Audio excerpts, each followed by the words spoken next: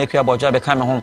I'm here to co akrata mu na apostle abana. E fie da de eya na mpempe na eya na ye dwumade no your friend say eya desua. I don't call it interview. E san say ye ba besua de na ye ogidie se ye besua de no be wie no. Obefa bibi efrem. Me so befa bibi eden e be frem. E san say wo te fie no ye no na ed jumana nti your WhatsApp line no e activated I'll bet me the WhatsApp message dey afa so your project number no on the screen sir and so and I bet me I send the normal text message na fe ne akenkan fefe e dey amount e san say adesua de enye obakofo e na esua mesua bi afre nchen onso besua bi afre nchen na nyina na aka abomu to make Ghana a better place to live in wherever you are watching it from no I believe say segment e be ko na we no na ende wabrabo no asesa your way of thinking and say we on your man asesa your school no asemba kwa na etayetie ne ana etayetie ne say proper planning prevent poor performance. Proper planning prevents poor performance. Na planning e ade a ho hia pan yie enti say o plan e o wade bia mu a o ye a ade ba kwa na ye ntai enka ho asem e ye preparation. And the Bible says there after preparation, internet preparing ahead of time. And no any idea ye Bible says. It's say enche bia no na ye Bible call Christmas mu.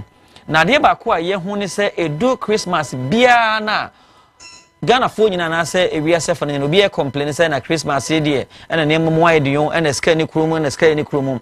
Me boss era dom ni bo a change senior. Otai etumi fota ka say me che me say na bra bo na wo bo no o plane bibia ansa. Enti ya be hu se omo a omo di ye etimi kom ani mu abrabo mu no they plan well, they plan ahead of time. So the na ye ba be sua ne say planning ahead of time you can plan krampo na e den ade. Why are we supposed to plan and how can we plan ahead of time?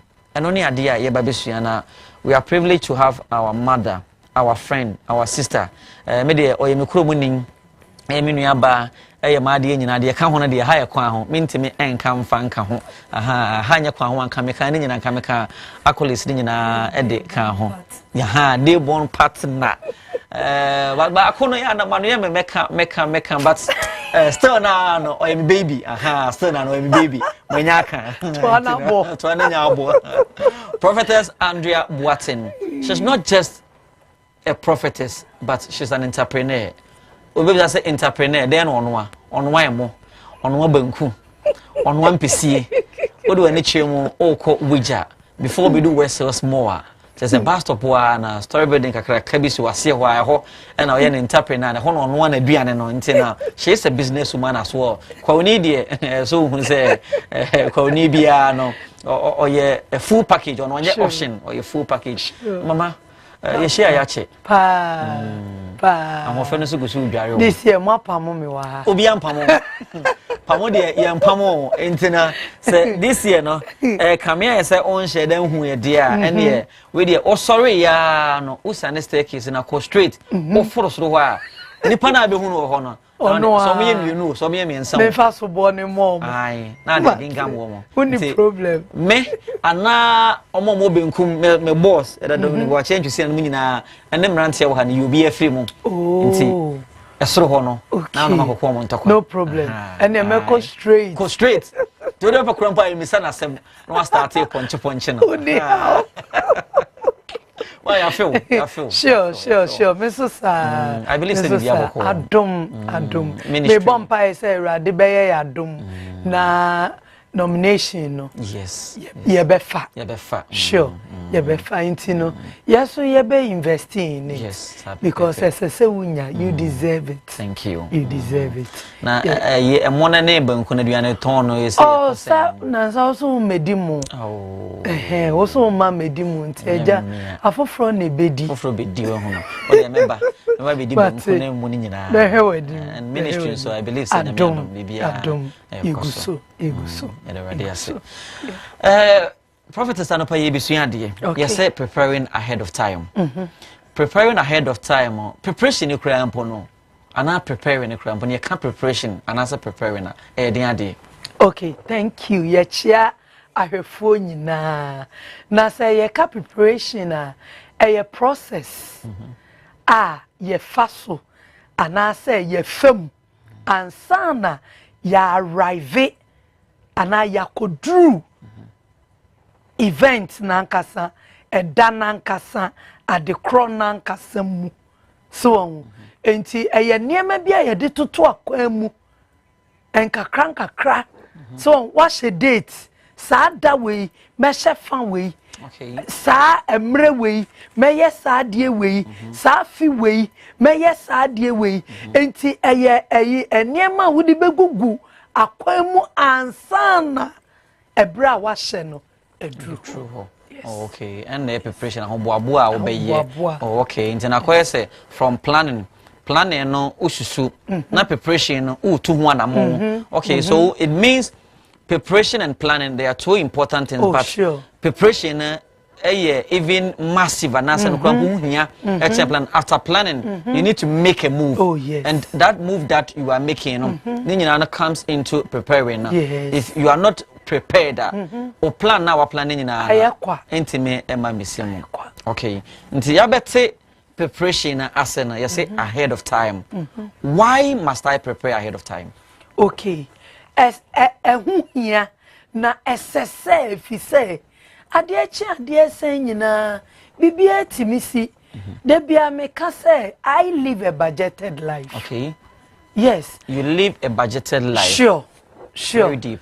You don't just say eba mitima na meye debi ebetimi kra ba say sika me de be ye no be delay ebeduru na sika ne kra me twema ebeduru na bibia bebo mama aniema me di gu akwa mu se me yusu edia eduru ba bia mpese me duru no na mankonya ebeduru na enipa bi omo beboa me ama metimi achieve anasa atemi sadie no no mu ni wa na me ye ne de so enti even before the set date, the set time, the event, so even before me I'm envisioning, okay, say adie me di say beto a me di way beto a me ye way so ebetimi kwa ba so say bia ebedu na me sika ne so ate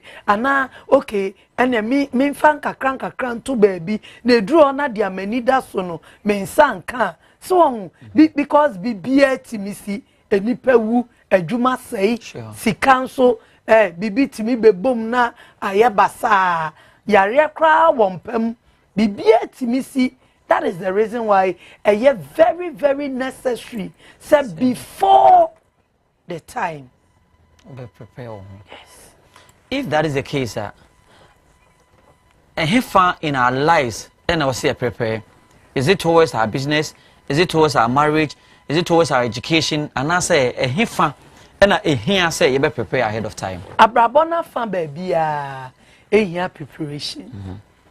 About schooling, our rear raising a education maka even yaria krana and time visiting in pono here preparation inti wa brabonu in general abrabona wo bonankasano prepare bibia eto because bibia timisi okay bibia timisi so obekọ ba bi china mpo a ehia so be prepare anameboa ye bekwa asori china obi ono ma onimpa say asori start 7:30 start 8 o'clock onto na tare ene Saturday onyi atare nimpo na wato wayi nimpa boa bag obekura ebia wo makeup a wo beye wo wayi unkapo bia odi begugu wo ni nyina wayi yegu ho enti se nane bro so kakra mpo a wo sorry ya wo kodware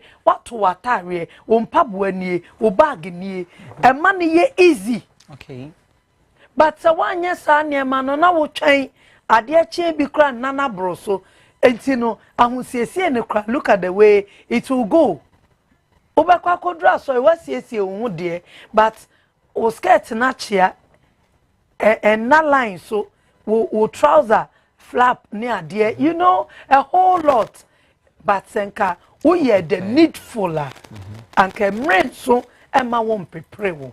So does it mean say our inefficiency our laziness to work, our laziness to a church, and no comes to play because we don't prepare ahead of time or we don't prepare well. We don't prepare ahead of time.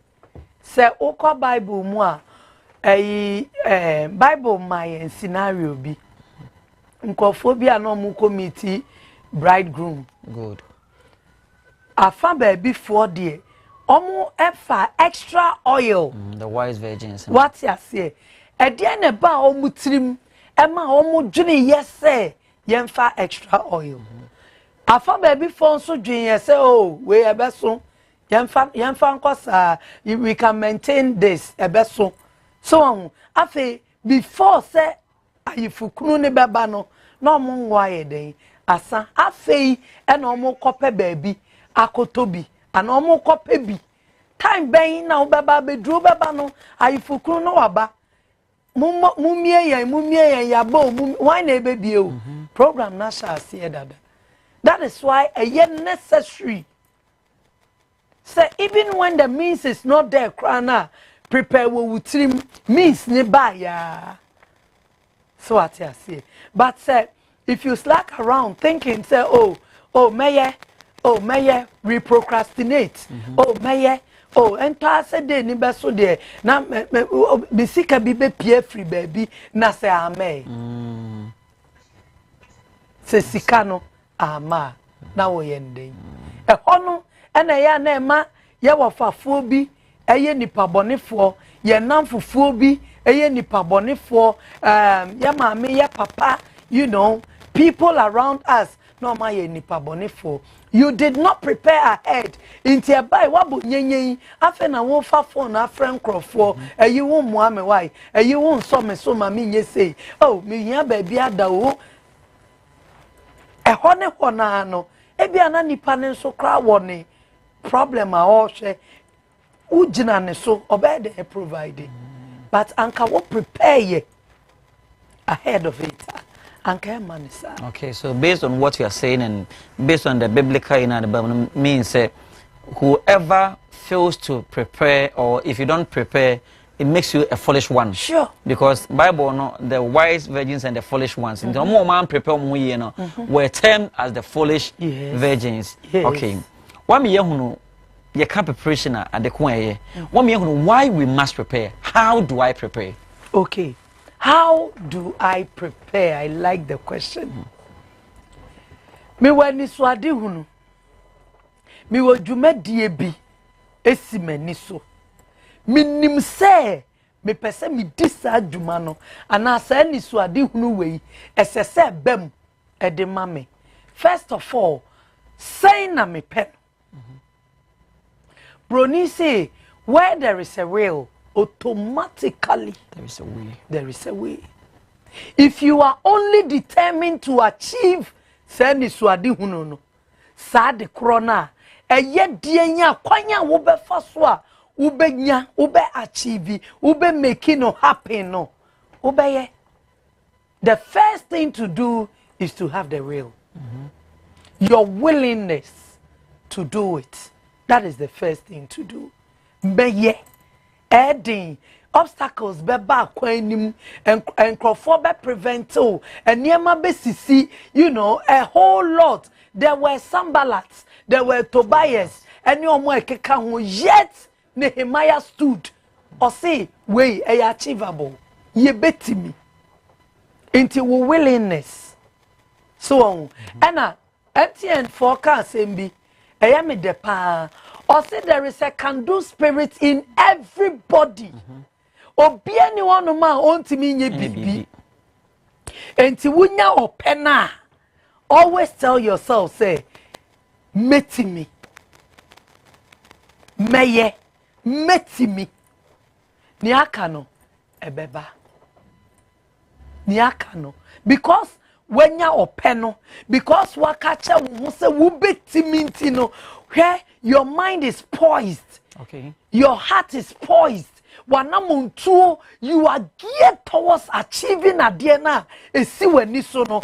And even if obstacles no free all angles say background because nipadua no aye poise say obetimi obeyenti no ekwan bia so you will break all odds because wo nipamu na wonam ho no ade na ne wo utrim ade na ne si wani so eye wani so ade hunu wo da wo hwe wo sori a wo hwe wo nama wo hwe automatically nipadua ni nyina ye ready si ebe achieve ye benya ebe baso ebe si obeye.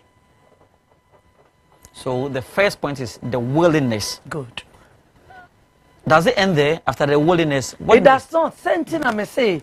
When the willingness come, you have to remind yourself, say, there is a can-do spirit in you. Okay. You can.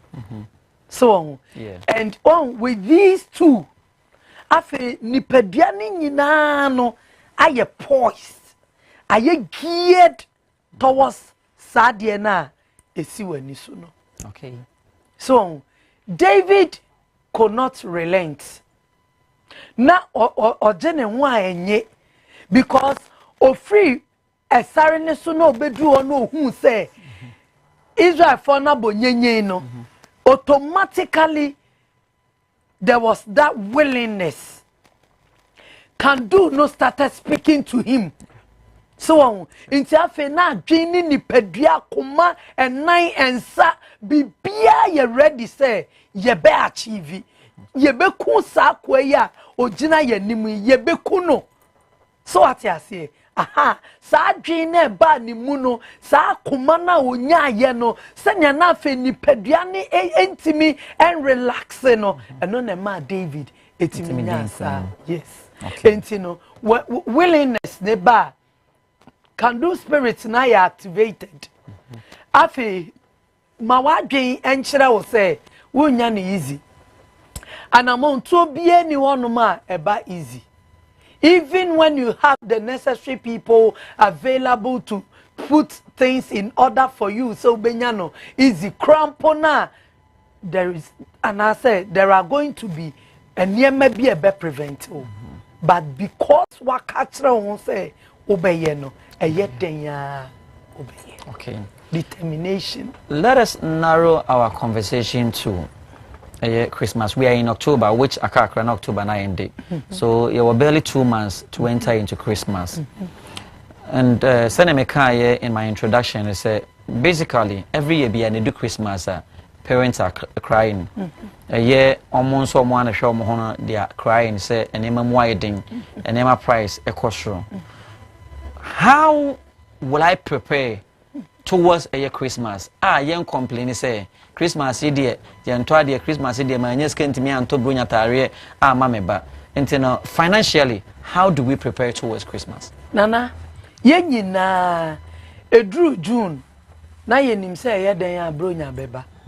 Yenyi na enti say June, July, August, unim say Brunya pimpen so me won kwala me wasi bia wo say edru Brunya me sending a package me ma me mo wa krase ana me ni me ma me mo na won kran ha Brunya so yeden ya ana e wo say me di package bi eko enti no sika na enna ho na wakwa kofa shop ya ma wenum nyina ene efie kakra ba won sama wato bibi kakra wo de ato sa akola ne mpaboa bi a wato de ato baabi ewo mu ana kakra ba won sama atawe bi a wato wo de ato baabi ewo mu ana kakra ba won sama anwa you know emu nkakra even time ne men ye no wo paake ne nkakra ntino into say December besi ebedru amanfo rashi ye koton kwala mpaboa ye koton kwala tare me maame mo mase wan me sofo ne wo no wa prepare sie se bia kakra bi na obeto aka ho a wo to ka ho a wa ho boaboa ye de aso nya fe na nkrofo esu ohia ne ahokyere Brunya bre wusu besu bi if you say wa prepare nin kakra e de agu o nti ebre ne so ye no enye bibia afi ye din bi okay e bia wa obekwa asori wo programs a wo be kokọ ene ade you will need new clothing empaboa wo be ye wuti ene niema ne nyina no wo betimi apɛ ede agugu ho kakra na eduru bronya kra ade pamfo yi enkrofo the case ejina omo so amanfo niema ya hyehyɛ a bebre yempam ene ade nti mempɛ me go through sa ho kyerɛ no me di kan kra de akɔ ansakransa na December no yes mama na pama me ma de egu ho minim se me bronya atare ni mempɛ sa ho yira no. So now in planning you always have to have a plan B. Okay. Na se anko yesei ne yesei ya me yenden. Ebi ana wo plan ye say oh this year de me di bronya ne pa oh me yesei. That is the reason why we are talking of planning ahead. Preparing ahead of time. Preparing ahead. So bronya no enye da we realize it even before you see December. Say enye da. Enti say you see December mu na fe niema start say ekeka bubom niema start say eye plus. Okay. Already no we the kind crowd prepare enti de ebedi akira aba de ni nyina bonuses. Ama bronya no why you relaxed. Ama afe wo bedi ni yie. But imagine say na we need plan B ya. And they drew December and niema enya. What are you going to do? Uni option be. Uni option. And at that time no, obia so prepare, obia ni abre, obia wa responsibilities, obia wa nkrofo esese o take care of them. Enti wo sa wo mami we, wo muame unye say and we ni timo dem pa last me it comes neither and I say it's neither year nor day. So, oh yeah, we plan B ni wo adwuma anka sa na ma ni nyina. Intended to was here before December now, from maybe a July, and it was here started to. Sure. But the Binso Becca said, probably that time no school fees were time on Zakabes 5 or 6 months and sana a year you could do Christmas in a month. And Ubinso feel said there is a priority. And then maybe I was said me yeah. Nti saa temo a me dis ka na ekwa akoto ebia Christmas ne ma de ato ho no metimi de aye bibi foforo na ebeduru ho no na ebia masanya ska ne bi e de ahye mu. Okay, one say we always assume and we always think that we have time. Okay. So Broni say time and tide wait for no man. Oh, ade chi ade sen nyina emre no enya wo dia o enti kwa na eye den ekọ. Procrastination is a thief of time. Ochena meye. By next month, dear. Oh, by September, dear. O di demand drew November, December, nimni. No went me anye. Oh, there are priorities. Menka say, don't take care of your priorities. You always need to set your priorities right. Enti niema bi wo ha ehia proper and immediate attention. Take care of those. But the surpluses na ebeba won chain no nkakra say December na ndru ye bronya ndru ye. Enti preparations no nkakra you are advantaged. Set time and so ye but in kakra wo de niema bi gu akwamu etoto se enta set time ne beso no na wa ho boaboa aso. Okay, I see. That is a perfect submission. My sign as you be in the amount say your WhatsApp line activated. More free WhatsApp line text message and WhatsApp messages send out to me at the afaho. You are not supposed to call. You are not supposed to call. Obeti me send a WhatsApp message and I say or text message at the afa 0202011070 0202011077 and no and a WhatsApp line and send a WhatsApp message and I say or text message and I to me at the afaho. Safi and I do feed na to her Kasi TV Jumadi. We are talking about a year preparing ahead of time. Say ye boy a see ye bobo want to ansana adebia a day any manasi bibia a pesi to one amono a drew na prophetess Andrea Boateng and I didn't Asia and the internet me sure say say afena ade ato ha, you are not late, you are not left out. You streaming on our social media handle on Facebook at Kasi Television. You streaming live or now. After a year segment and obetimi asan ko back na wakutie baby a one share no obetimi edo contribution e dey afa your Facebook page and so your WhatsApp line no obetimi edo contribution e dey afa ho e dey aba ma Andrea say no ya beti ase ese si etimi e share ahoboabo anase towards Christmas and ya share ase from July ekwa kosi December ebia July and my intimi an share ase ye October mo afi ne be November December. Is it late? It's not too late. It is not late. You can. So wouldn't say you would take care of certain things. As I said, we into October ye nyanko na ye. Ubetimi ashase kakra bia beba won sem bia no. Every day bia you can try to put something down, achieve something. One ubetimi ato bibi, ede ato baby. Ubetimi any wo same stress akasa wasenom odi omo be sha adwinim any plan nim efie, you know, you can begin from now. Okay. Entase bedru na ohwa he. Okay. Sunday kind say ebia enema obehia we. And normally what we do is we create our to-do list. Obi enso send message be that say, are we supposed to put down our not to do list? Say we are sending actual to do list and nema was semi achieving. But are we also supposed to plan the not to do list or to write down and nema answer say your to nema answer say? Oh yes, very necessary. There will be bronisi impulse. Ade bi wo wa won plan ye so beto. But what me kotiso. And I said, nipa ni bedi ho dance no. One share year you will be convinced there and then to buy. Or and ya maybe wa wonya wa dwen say anka wo beye. Nanso one share year the way aniema be kono wo be hu ana wo ye. Inti wo travel to do list na. Don't forget to add your not to do list as well. Okay, that is fine.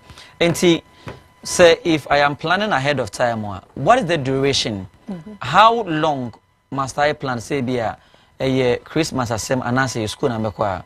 How long do I have to plan before the set time? Okay, a brain die si wanim. Wona wonim a brain. Enti no waso we wo ho sha, you know your capabilities. Sikasem wom, emwa wom, anamontuo bi wom, ene ade printings, I mean a whole lot. Enti wo share time no. Na wo hwe baby a wugina no a. Ena one thing am pese ye di to ye tirimu ne say e brain ni ho emma bibia. Ubeye bibia ye ntem. The time is now. O anamontuo bia wo pese wutu a anamontuo no shase free sesia because e bre ene enna enya ye dia. Bibia timisi ebi kwa na ankoye wo na akoye nkrofo esese omoboa wo also obi wo timi hihye program na odi obi aye ne target so mami we de ye den a menya no ama na be grace occasion no ebi so ana no so obi afre no wo baabi o nti wo wan ni kan ya nhye na se no a wo se o waka wo tim se eye den a wo benya no no hu se obi nso de na ye ni program o enti wo twen ya ebi a 1 week to the time what twen ya some few days to the time afei na wo kobo na mane she's already taken he's already taken so he's already taken enti akoba ne sa yemu bebre wo ha na maame ne ya ye nipa boni ama no papa no ya ye nipa boni ama ye papa asmesi me ye me graduation me ko invite no wa ama wona wa ama na ama because wo trim no you thought he would be available. Why should you think so be available? Okay, why you don't assume to anamono na say ebia wutu sa anamono ntama ono so di aka ni itinerary hu that say me wo baby ko But one can be beyond channel. Few days to the time, wako kache na onya hua, boni be na waye. Okay. Enti ye nyina ye fanhye ye team say, emre nya ye dia, and emre ni wo fu bibia. Sa ade na ye next year, next 2 years simple. Shasia plan free ene. Assuming say my planning ahead of time. There is something ahead of me that I want to do. I have planned. Circumstance beyond my control. A natural disaster. For example, in 2020, probably Obia and also Obia no one plans beyond COVID came to spoil things. Into my planning, na circumstance beyond my control. I best say plan no. I am back or I am you know I am. Am I still supposed to plan ahead? You don't give up easily in life. Abrabona ye bono. Ye nyese bibi kitu ebina wama wabemobu. Obi try ye, try ye, and sana otimiye nya, ana otimiye dru baby a we drama na ye ofeno. If opesa we ye an achiever, obi a wudi bibi si wani so a wunya the point in time. Sa kwa debi. Previous submission before I asked you this question, you made mention say, assuming will be your plans, say I am inviting this person to a program. Now, unfortunately, time my man inviting her, something I occupy na own to member. A situation, say a real life situation, same you know, almost the same office. Now the same office no more one person up plan say ene eduane amedi no me di ebia brodonin katie. Ntin wa explaining actually the colleague say ene eduane amedi ene ntin wa planning in an hour or 2 time na ba akona ba so ene obrodo na obedi na a ono wa plan say ne odi sense wo niska no wa ba so man eduane bi o mana obo atrimoden ana say with such situations and I will be feel about how are we supposed to address such situations? Okay. Yeah, me kase and pain bebre no most of us are not considerate. Most of us are not considerate. What if the bia fasha wa adwemu? What if nipa ya mesre na aduani ono so nia ewo ne ho ano no what if nipa ya mesre ni skai ene of all days only be what if nipa masre ni so ma me baabi nai ono so oni baabi da you see sometimes in as much as you care for yourself you need to care for others as well. So what I say, you are being selfish. Oh, dear, won't go bedina na ebia na nipa nenso ni awa no. Eno sampa no apenso na ade aka wo di ada.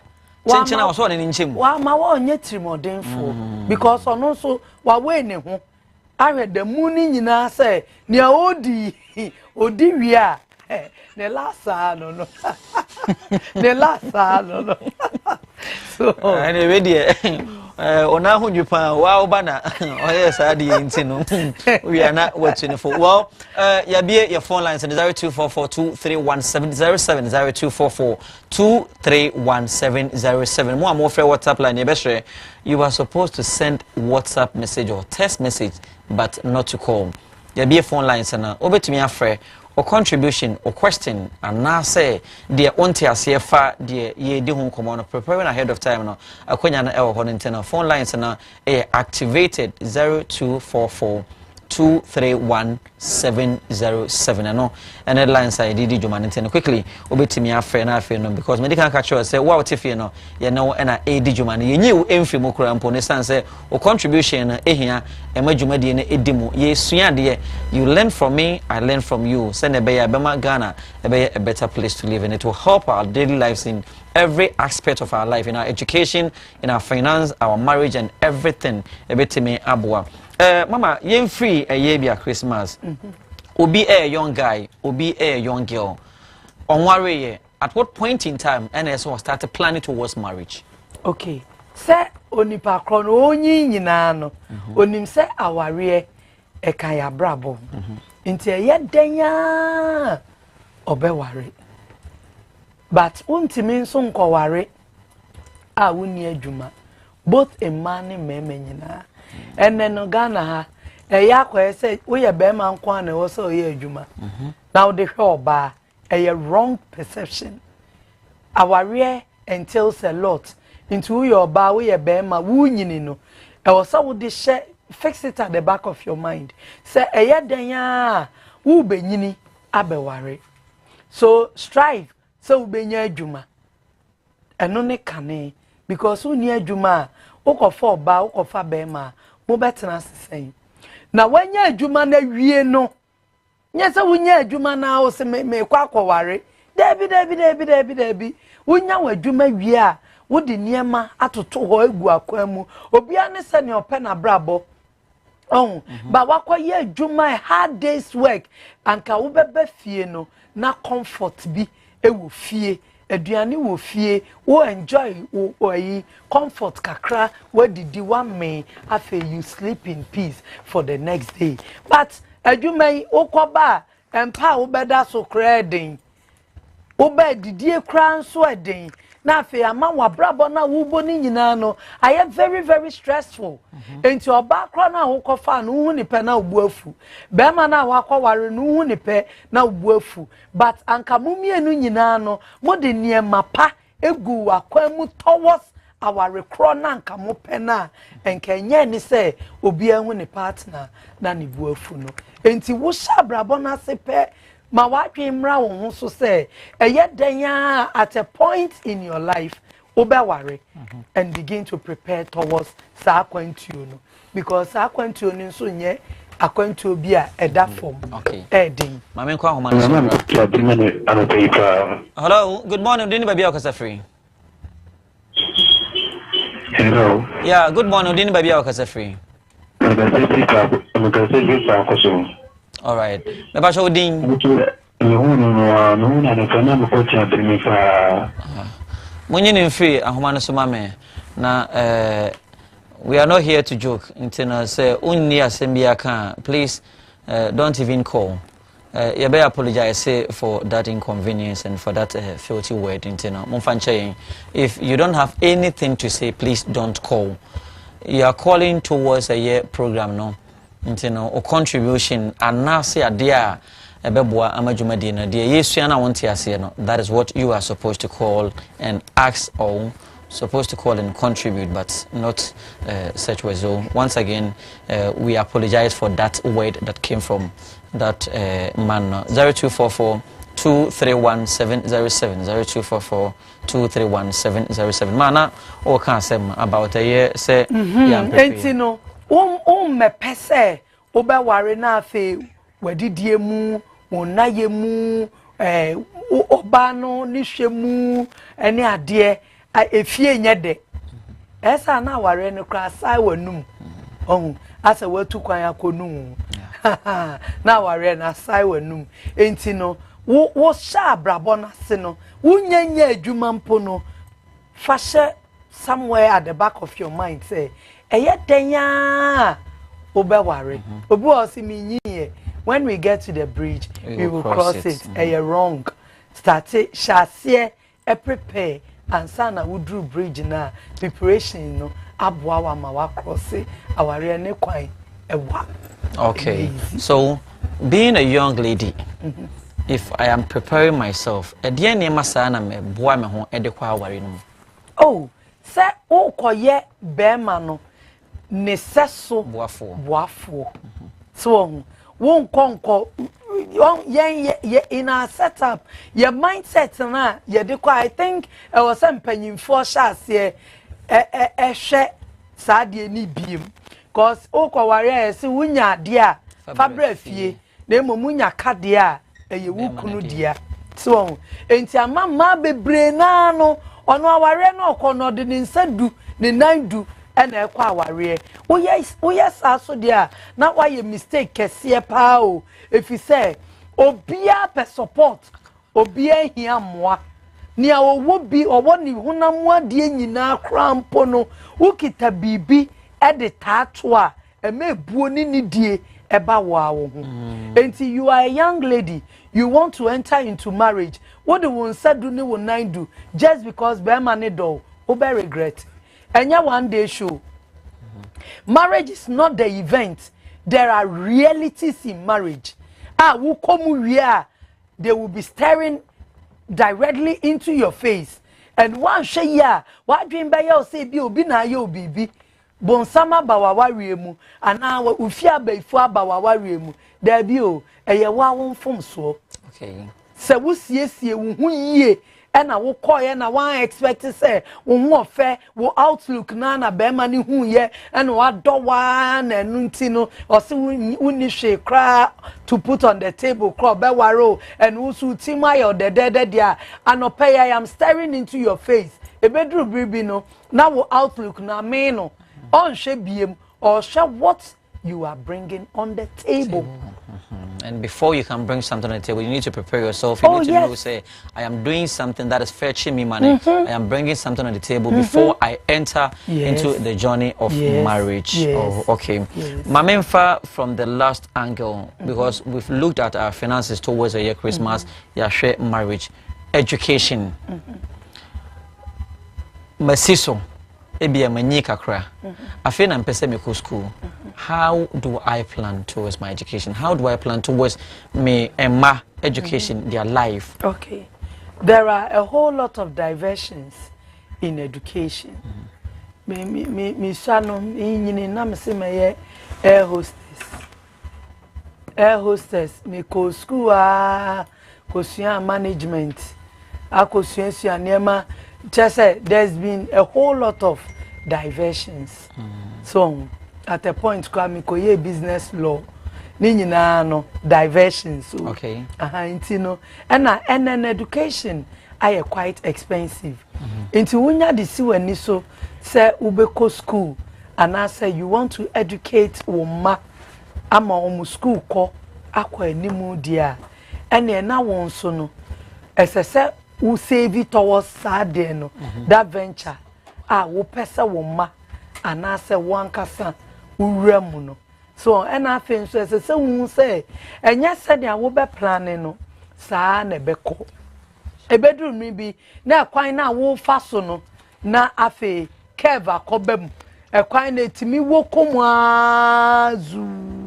Ebiso ono manu asatete asan wechi. You need to consider all these things. Examinations, utimi faili, utimi passe, a whole lot, extra classes, any niema, extra teachers. Omobe boao in bringing education to a success. Enti wenum nyina are to be considered.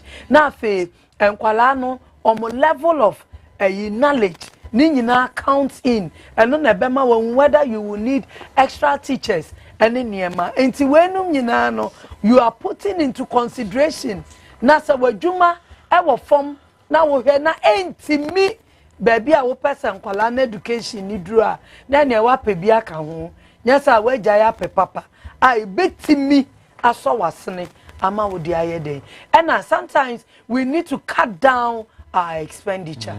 Unnecessary expenditure. Sometimes we need to cut it down. Cry. So, ebi a ope sitting pa. Only boys Friday mo ko sitting. Ko rebra chas. Oh, no me adie. Aha, me amini. There be no dey me timpa na me ho ya Mr. Yo, NS say ko he ebi no mani age pa. So, aha. Sa niema nkete no ebia wo pe wo hu pa you know nka wunya ya nka de bia no u satare mu no mpaboa yi da so wa hyehyɛ nka po wo so ne ade edru ba bia e wo sa wo kate sa niema ni nyina down because wo di bibi asi wani so all right so when yi sa niema na free mu a wan hwe yi a journey no you cannot make it. Some of us we per luxury. Set time bia wo driving now your friends must know and see so you have arrived. So but a drew baby cry na was petrol 20 a drew baby also park car no now fruit trotro good yes say bia wajibi ho akere and I say you are too stingy BBC wani so there was a company, Mebonidin, mobile phone people. Okay. I was the face of mobile phone people. Na me ni omo na ye adwuma. Na ye adwuma no was such that me boss be catch us a phone way me pay 100 Ghana. If you like, use marketing skills. So on into every business. If you are able to sell it well, kakra ubenya wasono. Ni your friend kabari and no wo dia. So me yeah jumani nyina na me baby am free enti at a point in time it as I say na adwuma no ye kwa won ye fa ye ho we were looking good but me be jai dressing me ntatare you know me drive biem ene ade ni nyina no manka hwe ankyere obia na me si me fie ba manka bibia ankyere obia me colleagues ti me sre me sa sof mame do na ofrene maye but me ntare abeka be 3 bipe and I'm de kwa adwuma empaboa too ma avoid certain luxuries ni enema bi enti for about 2-3 years there they were not seeing me well until one day na me wie e ka che me colleagues so nko ja me wo baby me ni drew efie ono obisa me say oh why fie ni me papa because my father was not here and then me papa fie na me hwe so amananas na me see o dey be media. They were shocked. I was only 21 years. Because you had planned towards that. Sure. And it didn't happen overnight. Debbie. Because Rome wasn't built in a day. Yes. You planned towards it for about 3 years. Yes. And sana. Yes. Ultimately, a do sa level. Yes. No? Wow. So it's very, very important if we plan ahead of time. Yes. Wow. I see. Yes. I mean, I can't bet was but you have a flight to catch. Oh, sure. And, I was saying, I was saying, our flight to be to a flight into Jawa. And I mean, yes, as I rebooking, ma, Major Mwako, last words. Oh, Nyamekache Yina, say, Beya, and Crofobi, and Yenipa Bonnet, and my we are so bien moi. And Obia baby sa for moi. Nanso say beya you will not be in a tight corner and now you will not put yourself in a fix emma enipa bi enye nipa bone ma me wo fa amoa minti ena manye ye wa abrabum me ma me ne me papa amfa me anko school nti ena menti mi any year na me sresre to avoid all those inti no help yourself by planning your own life ahead of how you want your life to be. Amen. So you gotta plan your life ahead of time. Everything that you want to do. You need to plan ahead of time. So planning ahead of time, it will help you and it will prevent disappointment. It will prevent you from apportioning blame to people. Say, it's because we don't normally plan ahead of time. I said earlier, proper planning prevents poor performance. So we need to plan ahead of time. Prophetess Andrea Boateng. What do you can show? Or am I the or am I baby? Or am I nuya? Or am I crummoning? Sure.